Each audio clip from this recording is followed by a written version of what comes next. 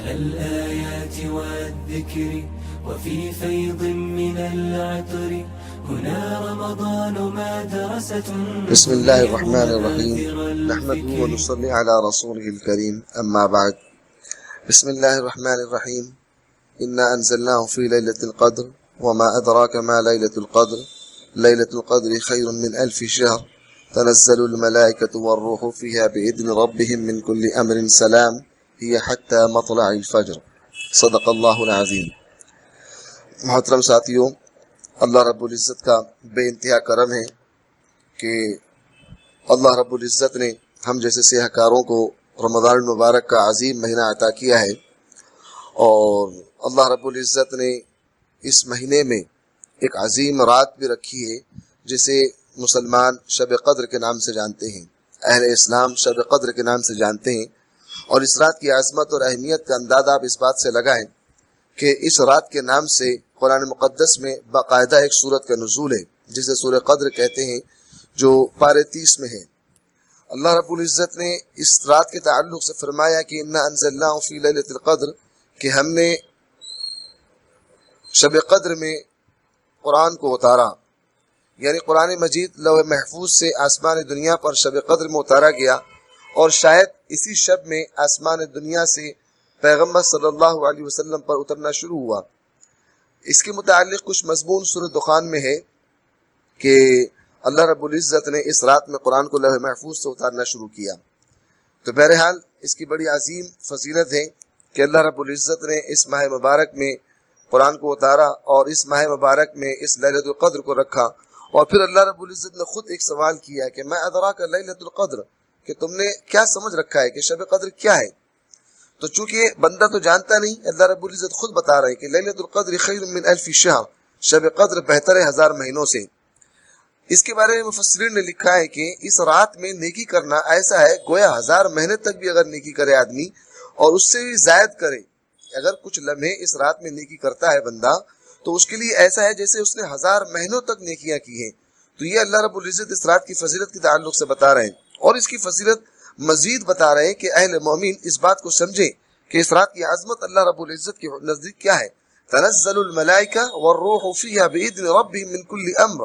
کہ اللہ رب العزت کے فرشتے اس رات میں اللہ کے حکم سے اترتے ہیں اپنے ہر کام پر. یعنی اللہ کے حکم سے روح القدس یعنی کہ حضرت جبرائیل علیہ السلام بے شمار فرشتوں کے ساتھ زمین پر اترتے ہیں تاکہ عظیم الشان خیر و برکت سے زمین والوں کو مستفیض کریں. اور ممکن ہے کہ روح سے مراد فرشتوں کے علاوہ کوئی اور مخلوق بھی ہو. بہرحال اس مبارک شب میں باطنی حیات اور روحانی خیر و برکت کا ایک خاص نزول ہوتا ہے. یعنی ایک انتظام عالم کے متعلق جو کام اس سال میں مقدر ہیں ان کی نفاذ کے تعین کے لیے فرشتے آتے ہیں، اس کا مضمون سورہ دخان میں بھی گزرا ہے. تو یہ ایک طرح سے خیر و برکت کی رات ہے کہ اس رات میں فرشتے اترتے ہیں. اور آگے فرمایا کہ تنزل الملائکۃ والروح فیہا بإذن ربہم من کل امر سلام ہی حتی مطلع الفجر، کہ یہ رات جو ہے مامون ہے، امن والی رات ہے. اور یہ امن چند لمحوں کے لیے نہیں ہے بلکہ شام سے لے کے صبح تک، یعنی اس رات میں امن چین اور دل جمعی کی رات ہے. اس میں ظاہر سی بات ہے کہ ہم سیاہ کار ہیں، خطا کار ہیں، اس لیے اس کی لذت کو اور اس کی حلاوت کو ہم نہیں پاتے. لیکن جو اللہ کے نیک بندے ہیں، جو اللہ کے مقربین ہیں، جو صالحین ہیں، اس کے تعلق سے مفسرین نے لکھا ہے کہ وہ لوگ اس رات کی عجیب و غریب تمانیت کو اور لذت کو اپنی عبادت کے اندر محسوس کرتے ہیں. اور اس کا اثر جو ہوتا ہے وہ نزول رحمت اور برکت کی وجہ سے جو فرشتے زمین پر آتے ہیں. بعض روایتوں میں اس رات کے تعلق سے یہ بات آتی ہے کہ جبرائیل علیہ السلام اور فرشتے عابدین و ذاکرین پر صلاۃ و سلام بھیجتے ہیں، یعنی ان کے حق میں رحمت اور سلامتی کی دعا کرتے ہیں. اور یہ چند لمحوں کے لیے نہیں بلکہ مفسرین نے لکھا ہے کہ شام سے لے کر صبح تک ساری رات یہی سلسلہ جاری رہتا ہے. اور اسی طرح وہ پوری رات مبارکہ قرآن سے معلوم ہوتا ہے کہ یہ رات رمضان شریف میں ہے، جو کہ آپ سورہ بقرہ میں دیکھ سکتے ہیں کہ شہر رمضان الذی انزل فیہ القرآن. اور صحیح حدیث سے پتہ چلتا ہے کہ یہ رات رمضان کے آخر عشرے میں، خصوصاً عشرے کی طاق راتوں میں، آخری عشرے کی طاق راتوں میں اس کو تلاش کرنا چاہیے. پھر طاق راتوں میں بھی 27ویں شب پر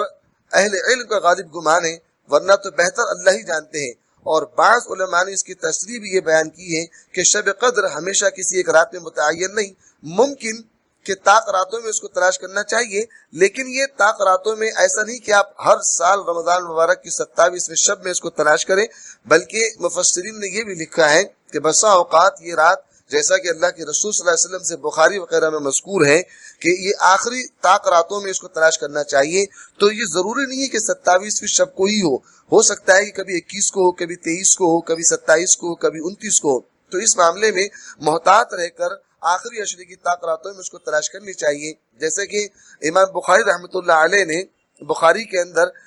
ایک روایت کو نقل کیا ہے، اور حضرت عائشہ سے بھی یہ روایت منقول ہے کہ اللہ کے رسول صلی اللہ علیہ وسلم آخری عشرے میں اپنی تہبند کو مضبوطی سے باندھتے۔ اس کا مطلب یہ ہوتا ہے کہ آپ اپنے آپ کو بالکل تیار کرتے آخری عشرے میں، اور عبادت کے لیے، اللہ کا قرب حاصل کرنے کے لیے، اور اپنے گھر والوں کو بھی اس کی ترغیب دیتے۔ اور حضرت عبیدہ ابن صامت رضی اللہ تعالیٰ عنہ رسول اللہ صلی اللہ علیہ وسلم کے تعلق سے شب قدر کی متعین رات بتانے کے لیے یہ بتاتے ہیں کہ ایک مرتبہ اللہ کے رسول صلی اللہ علیہ وسلم اس رات کے تعین کے لیے اہل اسلام کو بتانے کے لیے اپنے حجرے سے تشریف لائے، لیکن باہر دیکھا آپ نے کہ کچھ لوگ آپس میں جھگڑا کر رہے تھے، جس کی وجہ سے اللہ کے رسول صلی اللہ علیہ وسلم اس چیز کو بھول گئے،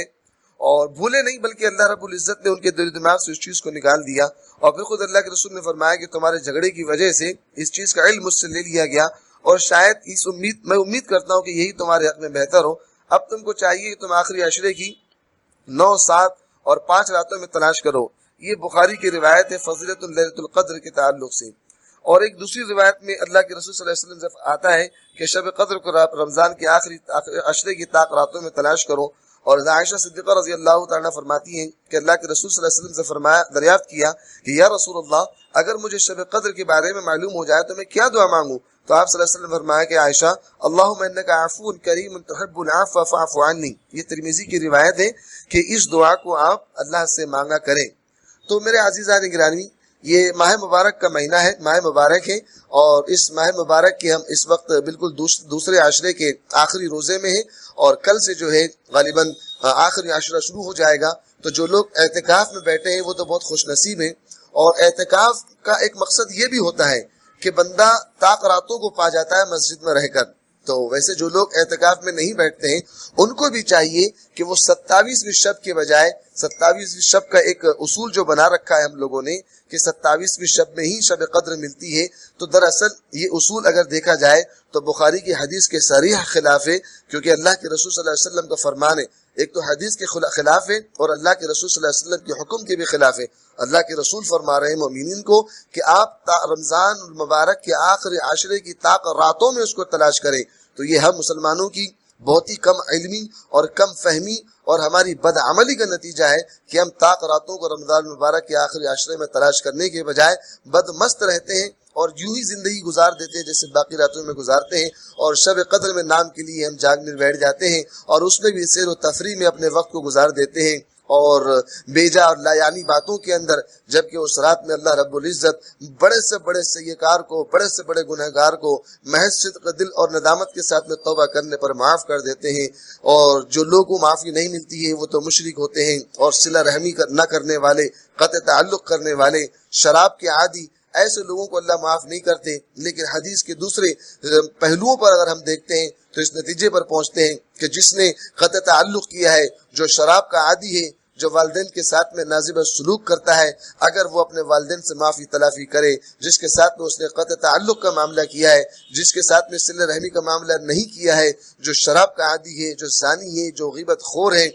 سیاہ کار ہے، گناہوں میں ملوث ہے، اگر وہ ان تمام جس سے اس نے دل دکھایا ہے، جس کی اس نے غیبت کی ہے، ان لوگوں سے معافی تلافی کر کے اللہ کے حضور پہنچتا ہے اور توبہ استغفار کرتا ہے، تو اللہ تعالیٰ اس کے گناہوں کو معاف فرما دیتے ہیں۔ اس لیے میرے دوستو، اس رات کے تعلق سے ہمیں بہت محتاط ہونا چاہیے، اور ہمیں اس کی قدردانی کرنا چاہیے، اور ہم کو یہ سوچنا چاہیے نہ جانے زندگی ہمیں آگے رمضان میں میسر ہوتی بھی کہ نہیں ہوتی۔ اس لیے اللہ رب العزت نے ہمیں یہ مہینہ مبارک عظیم الشان عطا کیا، تو یہ 2 عشرے ہم نے جس طریقے سے بھی لاپرواہی میں اور بدعملی میں گزار دیے، تو اللہ کے نزدیک اپنے آپ کو قریب کریں، اپنے گناہوں پر ندامت کا اظہار کریں، اللہ سے آئندہ نہ کرنے کا عزم کریں، اور آخری عشرے کی طاق راتوں میں شب قدر کو تلاش کریں۔ اور مسلمانوں، اللہ کے واسطے اپنے دل و دماغ سے اس بات کو نکال دیں کہ شب قدر صرف 27ویں شب میں ہے، بلکہ حدیث میں آتا ہے کہ اگر کوئی ایک رمضان میں کسی ایک رات میں شب قدر ہو تو ضروری نہیں ہے کہ اگلے رمضان میں بھی ہو اور اسی رات میں ہو. اس کا دن، اس کا وقت متعین نہیں ہے، وہ بدلتے رہتی ہے. اللہ کے رسول نے فرمایا کہ آخری عشرے کی راتوں میں اس کو تلاش کرنا ہے. اس لیے ہمیں حدیث رسول پر جو کہ بخاری کی صحیح روایت ہے، ہم کو چاہیے کہ اس پر عمل کریں اور اپنے آپ کو آخری عشرے میں تیار کریں اور آخری عشرے میں قیام اللیل کا اہتمام کریں. آخری عشرے میں جو لوگ اعتکاف میں بیٹھتے ہیں، جن کے پاس میں سہولت ہے، وہ اپنے اعتکاف کو ضائع نہ کریں. اپنے اعتکاف کے ذریعے وہ راتوں میں شب قدر کو تلاش کریں. اور جو اللہ کے بندے مصروفیت کی وجہ سے اعتکاف میں نہیں بیٹھ سکتے، وہ اللہ سے دعا کریں کہ آئندہ انہیں اعتکاف میں بیٹھنے کی توفیق اور موقع فراہم اللہ میسر کرے. اور ساتھ ساتھ اگر ہم نہیں بیٹھ پاتے ہیں تو روزانہ آخری عشرے کی راتوں میں 21 کو، 27 کو اور 23 کو اور 29 کو ہم اپنے آپ کو 25 کی راتوں میں اپنے آپ کو جگائیں اور کھپائیں. کچھ نہیں، اگر ہم پوری رات جاگ سکتے تو کچھ لمحے اس رات میں جاگیں، اللہ سے لو لگائیں، اپنے گناہوں پر ندامت کا اظہار کریں،